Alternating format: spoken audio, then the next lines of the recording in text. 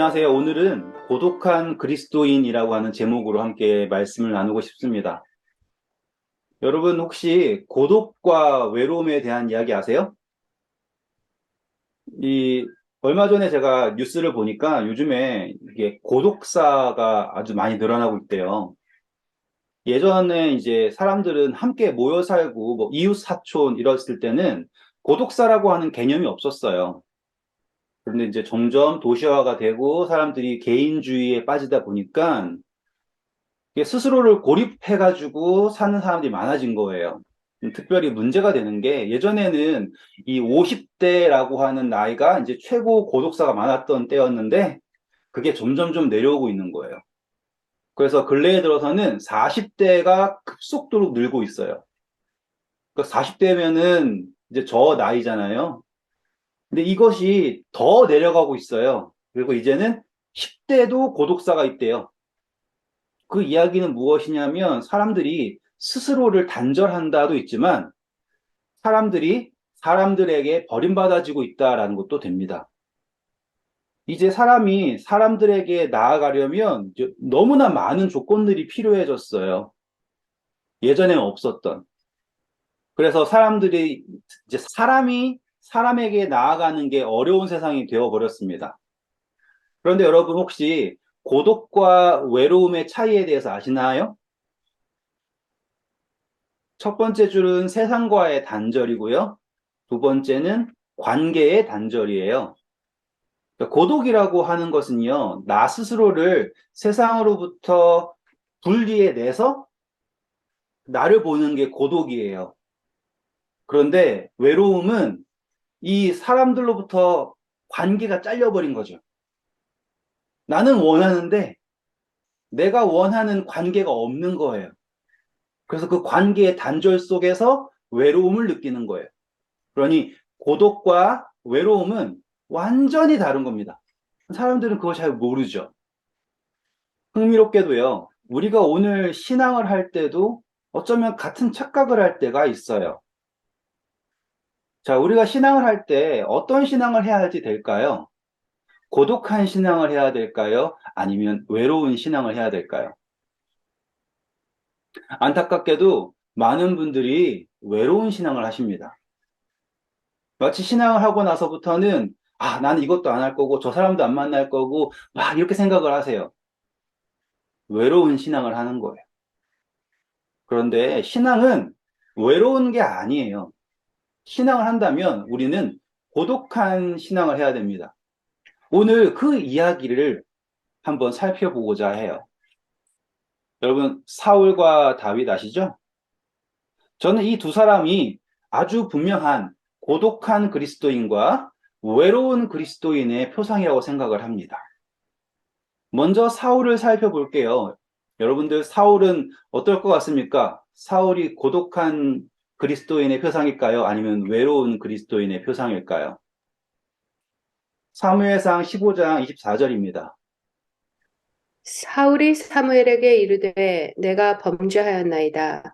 내가 여호와의 명령과 당신의 말씀을 어긴 것은 내가 백성을 두려워하여 그들의 말을 청종하였음이니이다. 그렇습니다. 사울은요, 사람을 두려워했어요.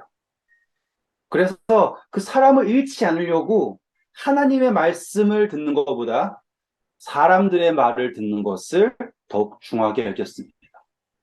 왜냐하면 그는 외로운 신앙인이었으니까요. 사울은 분명히 하나님을 믿었어요.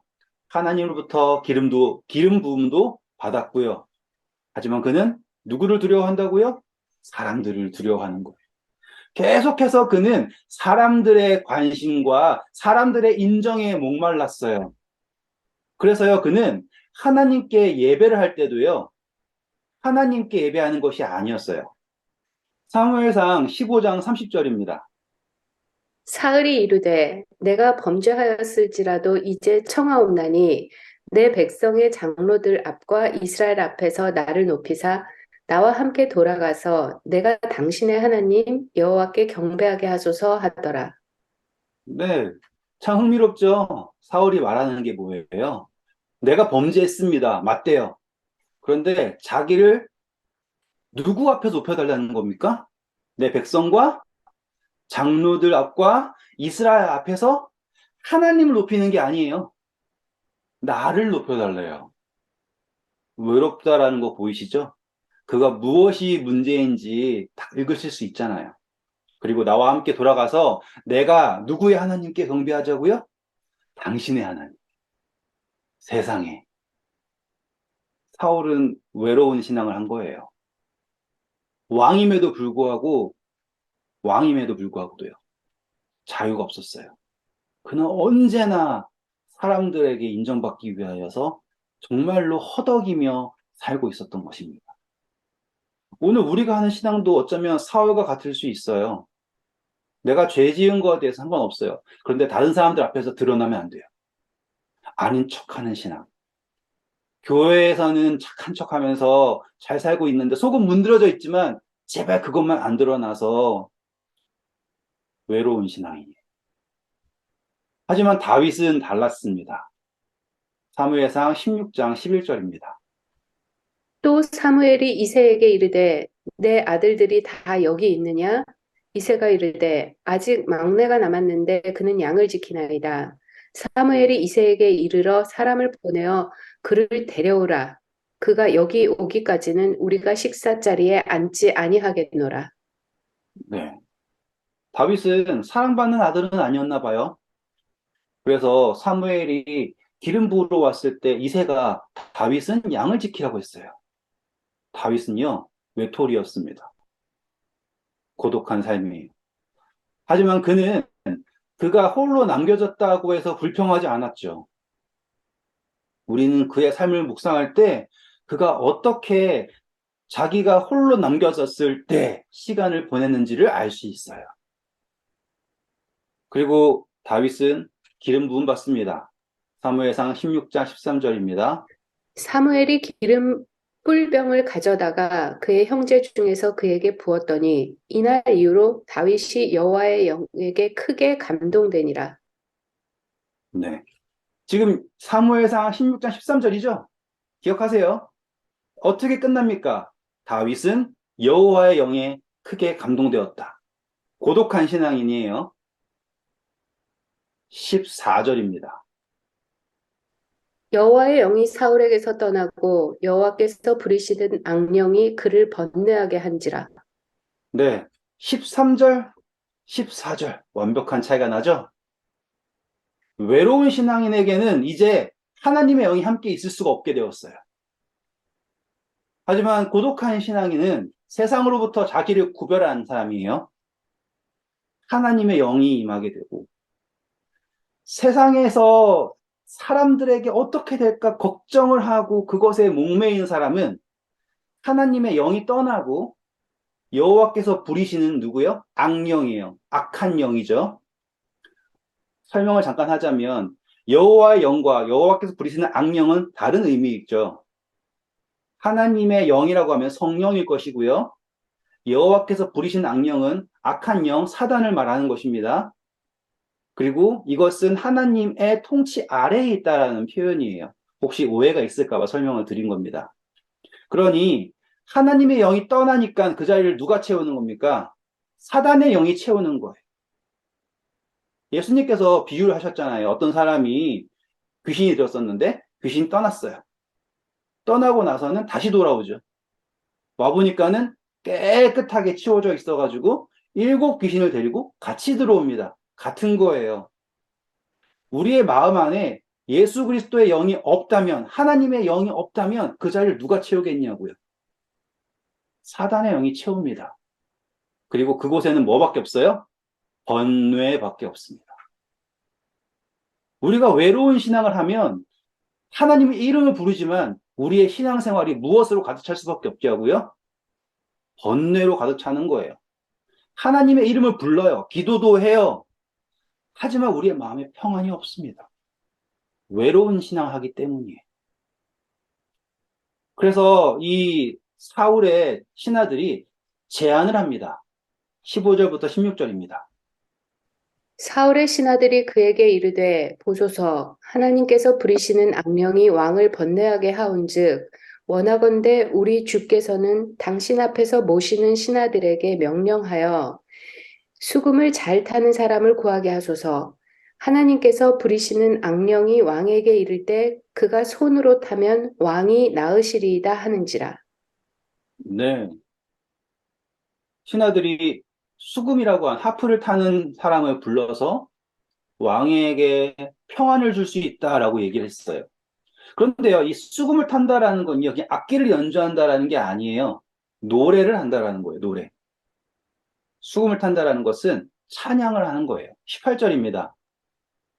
소년 중 한 사람이 대답하여 이르되 내가 베들레헴 사람 이새의 아들을 본즉 수금을 탈 줄 알고 용기와 무용과 구변이 있는 준수한 자라. 여호와께서 그와 함께 계시더이다 하더라. 아멘. 자, 아까 다윗이 고독한 신앙인이라고 그랬죠? 그는 분명 자기 스스로를 세상으로부터 구별했지만 하나님의 영이 함께할 때 그는 숨겨질 수가 없었습니다. 그리고 그 어떤 사람이 봐도 여호와의 영이 함께 계신다라는 것을 느낄 수 있어요. 외로운 신앙인은 그 어떤 사람이 봐도 번뇌가 가득 차고요. 고독한 신앙인은 그 누가 봐도 하나님의 임재를 느낄 수 있는 것입니다. 여러분은 어떤 신앙이십니까? 자, 이제 다윗이 사울을 위하여서 수금을 연주합니다. 그가 노래를 부르죠. 여러분 시편 한 번쯤 다 읽어보셨죠? 시편의 노래 가사가 그냥 상상으로 한 노래예요? 아니면 그의 경험의 노래예요? 경험의 노래. 다윗은 그의 고독함 중에 하나님을 만났고 그가 만난 하나님을 사울이 번뇌할 때 찬양했습니다. 그리고 그 찬양이 이 외로운 신앙인의 마음을 녹인 거예요. 그래서 여러분 어떤 분이 아주 간절한 그리고 멋진 간증을 하면 마음이 막 벅차오르고 그동안 내가 했던 고민들이 사라지는 경험하셨죠? 그게 여러분이 사울이란 뜻이에요. 사울이 다윗을 만날 때 감동받는 거예요. 그러니까는 그렇게 열심히 유튜브 뒤져가면서 누가 설교 잘했다더라, 누가 간증 잘했더라, 잘했다고 하더라. 그거 찾아가서 그거 들으려고 노력하는 이유가 뭐예요? 내가 외로운 신앙을 하고 있다는 뜻입니다. 여러분, 외로운 신앙에는 답이 없어요. 그 어떠한 방법을 찾고 해결하려고 애를 써도 여러분 사울이 얼마나 다윗의 노래를 많이 들었을까요? 그쵸? 근데 그가 내린 결론은 뭡니까? 창을 들어가지고 다윗을 죽여버리겠다라는 생각을 하는 거예요. 같은 거예요. 여러분 계속 외로운 신앙 하시잖아요? 그러면 나중에 누가 신앙 깊은 분들이 간증하고 설교하고 그러면 그냥 쫓아내려 보이고 싶어요. 그 사람이 미워요. 사울이 느낀 것이 그런 거예요. 나는 계속 시궁창인데 저 사람은 맨날 찬양하고 잘 된다 그러고 신경질 나고 성경 말씀도 싫고 기도도 싫고 다 싫고 그게 바로 외로운 신앙의 증상입니다. 스스로를 잘 판단하세요. 그리고 불평만 쌓이게 되죠. 베드로는 그것에 대하여 다음과 같이 얘기합니다. 그러므로 하나님의 능하신 손 아래에서 겸손하라. 때가 되면 너희를 높이시리라. 아멘. 고독한 신앙인인 다윗은 그가 이미 기름 부음 받았지만 자기를 스스로 높이지 않았습니다.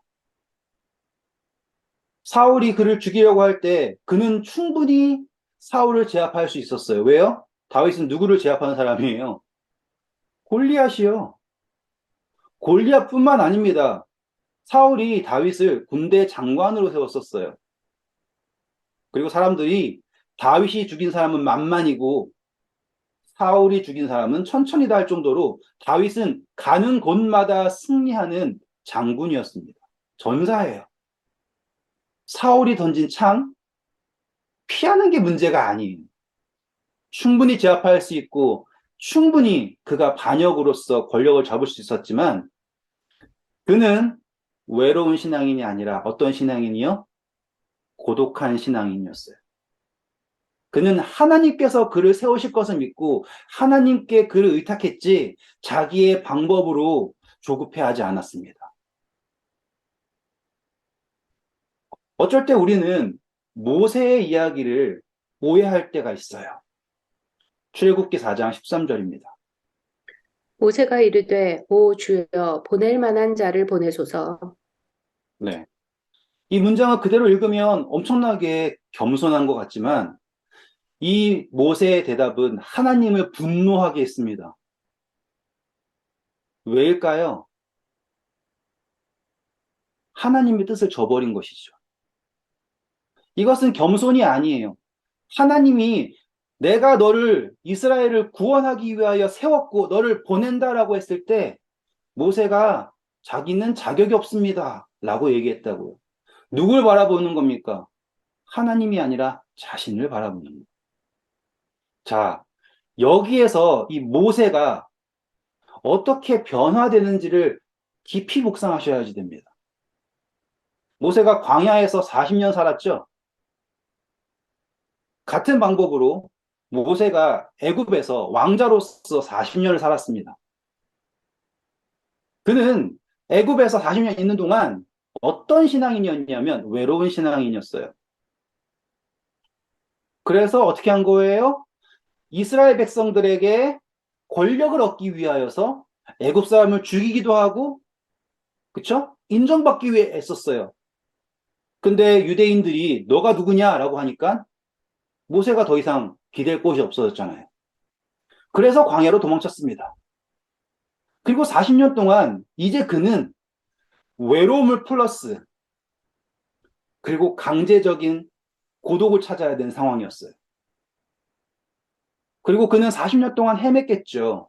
아무런 목적도 없이 살았겠죠. 그런데 이때 하나님 보낼 만한 자를 보내세요라고 했을 때 하나님께서 그에게 다시 한번 힘을 주시고 그를 깨우십니다. 그때 비로소 모세가 고독한 신앙인이 됩니다. 그 어떤 세상의 억압으로부터도 흔들리지 않는 신앙인이 된 거예요. 바로가 뭐라고 했을 때도요, 모세는 두려워하지 않았습니다. 온 민족이 모세를 잡아 죽이려고 했을 때도요, 모세는 고독한 신앙인으로서 하나님께 의탁했어요. 그 변화예요. 저는 오늘 여러분들에게 아주 중요한 도전을 드리고 싶어요. 저에게도 있는 같은 도전이. 어쩌면 우리도 모세처럼 겸손을 가장한 교만에 가득 차 있을 수 있어요. 하지만 우리는 현실을 마주해야 합니다. 그 현실은 무엇이라고요? 하나님께서 우리를 세우셨다라는 거예요. 그거를 믿으셔야지 돼요. 다윗처럼요. 사울처럼 내가 지금 가지고 있는 것을 잃을까봐 조마조마한 신앙 말고요. 그 외로워하는 신앙 말고요. 하나님께서 내가 바닥에 있을지언정 모세가 느꼈던 것처럼 나는 입도 둔하고 아무것도 없는 인간입니다라고 고백할지언정 하나님께서 세우신다고 했을 때 나를 그분을 향하여 구별할 수 있는 고독한 신앙인이 되셔야 한다는 것입니다. 그게 오늘 우리가 가져야 할 도전이에요. 재밌는 이야기입니다. 읽어보겠습니다. 사울이 블레셋 사람들의 군대를 보고 두려워서 그의 마음이 크게 떨린지라. 사울이 여호와께 묻자오되 여호와께서 꿈으로도 우림으로도 선지자로도 그에게 대답하지 아니하시므로 사울이 그의 신하들에게 이르되 나를 위하여 신접한 여인을 찾으라. 내가 그리로 가서 그에게 물으리라 하니. 네. 여러분 언제 기도하세요? 무섭고 힘들 때 기도하시죠? 평소에 안 하다가 힘들 때, 어려울 때, 걱정될 때 사울과 뭐가 달라요? 그때 찾으니까 하나님을 두려워하지 않고 세상을 두려워하니까 그때 찾으니까 여호와께서 꿈으로도 우림으로도 선지자로도 그 어디에도 응답이 없는 기도를 해보신 적 있죠? 외로운 기도하신 적 있잖아요. 그래서 결국에 사울이 찾아간 곳은 무당입니다. 그가 얼마나 나락으로 떨어진 줄 아시겠죠? 놀랍게도 오늘 우리의 신앙이 사울과 같다라면 어떻게 하시겠습니까? 너무나 외로워서 이렇게 무너지는 거예요. 오늘 우리의 신앙인이 이렇게 편협하고 그렇게 무너진 이유가 바로 사울과 같은 외로운 신앙을 고수하고 있기 때문에 이렇게 모든 신앙인들이 무너지는 것입니다. 자, 이제 그 엔돌의 무당이 사무엘을 불러 올립니다. 뭐라고 얘기하나요?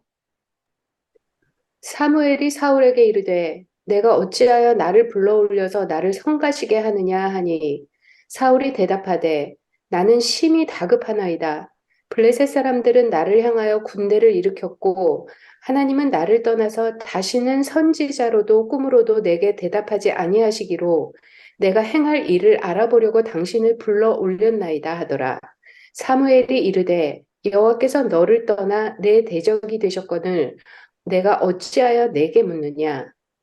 네. 여러분, 이걸 가지고 오해하시면 안 돼요. 이건 진짜 사무엘이 아닙니다. 사단의 영이에요. 사단의 영이 즐거워하는 것은 사울이 무너지는 것입니다. 그래서 이 강신술은 절대로 지옥에 있든지 하늘에 있든지 사무엘이 나타난 것이 아니에요. 대상 자체가 잘못되었죠. 그런데 여기에서 영이 나왔잖아요. 이 영은 사울이 원하는 거예요. 여기 보시면 계속 나예요. 하나님이 없어요. 그렇죠? 그리고 중요한 것은 누가 다급합니까? 사울이 다급합니다. 사울이 원하는 것은 무엇이에요? 내가 원하는 답이에요. 그러면 여러분, 우리의 기도가 응답될 수 있겠습니까? 없어요. 다급해서 하는 기도에 답이 있기는 너무 어렵습니다. 왜냐하면 우리는 고독한 신앙인이 아니라 외로운 신앙입니다. 하지만 다윗은 다릅니다. 사무엘상 30장 6절입니다. 백성들이 자녀들 때문에 마음이 슬퍼서 다윗을 돌로 치자 하니 다윗이 크게 다급하였으나 그의 하나님 여호와를 힘입고 용기를 얻었더라. 네. 멋지죠? 큰 차이 보이시죠? 사울도 다급했어요. 다윗도 모든 것을 잃고 자기를 따르던 백성들이 자기를 죽이려고 하는 그런 상황에 놓였어요. 하지만 사울과 다윗은 다릅니다. 외로운 신앙인과 고독한 신앙인은 다르다고요. 다윗은 하나님 여호와를 힘입고 누구의 하나님이요? 그의 하나님. 사울은 사무엘에게 내가 당신의 하나님. 큰 차이예요. 우리는 고독한 신앙인이어야 합니다. 시편 25편 14절부터 22절은 다윗이 어떠한 마음을 가졌는지를 잘 설명해 줍니다. 여호와의 친밀하심이 그를 경외하는 자들에게 있으며 그의 언약을 그들에게 보이시리로다. 내 눈이 항상 여호와를 바라봄은 내 발을 그물에서 벗어나게 하실 것이미로다. 주여, 나는 외롭고 괴로우니 내게 돌이키사 나에게 은혜를 베푸소서. 내 마음에 근심이 많사오니 나를 고난에서 끌어내소서. 나의 공고와 환난을 보시고 내 모든 죄를 사하소서. 내 원수를 보소서. 그들의 수가 많고 나를 심히 미워하나이다. 내 영혼을 지켜 나를 구원하소서. 내가 주께 피하오니 수치를 당하지 않게 하소서. 내가 주를 바라오니 성실과 정직으로 나를 보호하소서. 하나님이여, 이스라엘을 그 모든 환난에서 속량하소서. 아멘. 다윗은 사람에게 자기를 숨기지 않았습니다. 하나님에게 자신을 숨겼습니다. 그게 바로 고독한 신앙인입니다. 이사야서 28장 16절은 누구에게 숨는 자에게 읽어주실까요? 그러므로 주 여호와께서 이같이 이르시되 보라 내가 한 돌을 시온에 두어 기초를 삼았노니 곧 시험한 돌이요 귀하고 견고한 기초돌이라 그것을 믿는 이는 다급하게 되지 아니하리로다. 아멘. 사울, 다윗 둘 다 다급했지만 다윗이 그의 믿음을 시험한 돌, 귀하고 견고한 기초돌이 있는 예수 그리스도에게 두었을 때 그는 다급해지지 않았습니다. 하나님께서 그를 세우셨거든요. 예수님도 같은 이야기를 하십니다. 읽어주실까요? 보라 너희가 다 각각 제 곳으로 흩어지고 나를 혼자 둘 때가 오나니 벌써 왔도다. 그러나 내가 혼자 있는 것이 아니라 아버지께서 나와 함께 계시느니라. 그렇습니다. 예수님은 단 한 번도 외로우신 적이 없었습니다. 그분은 하나님과 늘 함께 하셨기 때문에 그분은 흔들리지 않았어요. 요한일서입니다. 형제들아, 세상이 너희를 미워하여도 이상히 여기지 말라. 여러분, 외로워하지 마시길 바랍니다. 하나님께서 여러분과 함께 하십니다. 읽어주세요. 내가 들으니 보좌에서 큰 음성이 나서 이르되 보라 하나님의 장막이 사람들과 함께 있음에 하나님이 그들과 함께 계시리니 그들은 하나님의 백성이 되고 하나님은 친히 그들과 함께 계셔서 모든 눈물을 그 눈에서 닦아주시니 다시는 사망이 없고 애통하는 것이나 곡하는 것이나 아픈 것이 다시 있지 아니하리니 처음 것들이 다 지나갔음이러라. 아멘.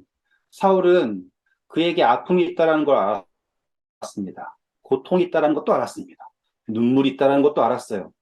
하지만 그는 외로운 신앙인이었기 때문에 스스로 닦으려고 했어요. 스스로 고치려고 했고요. 사람에게서 답을 찾으려고 했다고요. 하지만 계시록은 그 모든 답이 누구에게 있음을 말하고 있습니까? 예수 그리스도, 임마누엘에게 있음을 말하고 있습니다. 오늘 우리의 삶이 안개 속을 걸어가는 외로운 삶인지 아니면 약속의 길을 걸어가는 고독한 삶인지는 여러분의 선택, 아니죠. 여러분의 믿음에 달려 있습니다.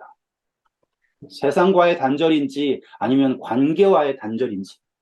하지만 여러분, 여기에서 우리가 생각해야 될 것은 또 있습니다. 신앙을 할 때 우리는 고독한 것이지 관계가 단절되는 게 아니에요. 신앙을 한다고 주변 사람들과 관계를 끊어버리고 내가 거룩한 척 하는 게 아니라고요. 우리는 구별된 것이지 세상으로부터 완전히 잘려나간 게 아니에요. 우리는 예수 그리스도 믿기 때문에 더욱더 우리의 이웃을 사랑해야 되고 내가 미워하던 사람들에게 더욱더 다가가기 위하여 예수 그리스도를 힘입어서 나아가야 할 존재들이라는 것입니다. 그게 고독한 신앙인이에요. 고립된 거 아니라고요.